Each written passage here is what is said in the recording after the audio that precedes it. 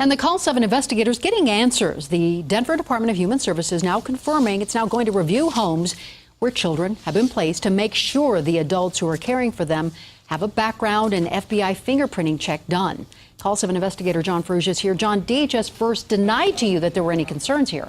That's right, Ann. Both DHS Director Penny May and the head of her Child Welfare Department, Joe Homler, denied initially that there were any problems or issues. Then, in an interview, Homler wouldn't address the issue, instead sticking to the same talking point over and over again, simply deflecting our questions. When did you become aware that there were cases in this department where there were not fingerprint checks done? No system is perfect, John. If something comes to my attention, there's checks and balances. If something comes to my attention, we course correct. Homler's pat response made sense once we obtained this internal email sent from Director Penny May last Tuesday to her Deputy Director, Jeff Holliday. She asked him to meet with a PR consultant and political operative, Sue Cobb, and Joe Homler.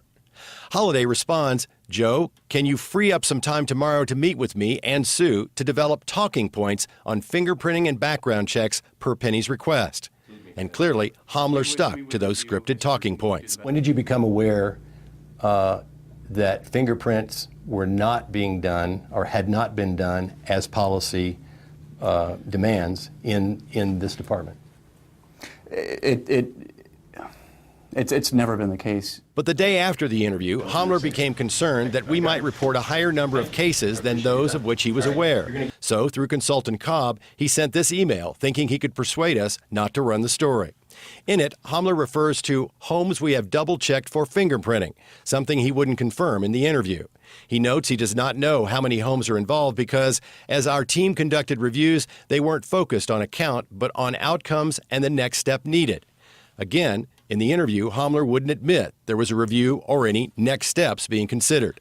Finally, Homler concedes that we need to collect and analyze data from both electronic and physical files, making it clear DHS is concerned that kids might be at risk. Homler's email makes it clear he has no idea how many homes might not have been properly fingerprinted or how many homes and cases are currently involved. But sources tell us there have been about 300 individual fingerprint checks conducted so far since this review began about 6 weeks ago. We will continue to investigate. In the newsroom, I'm John Ferrugia, 7 News.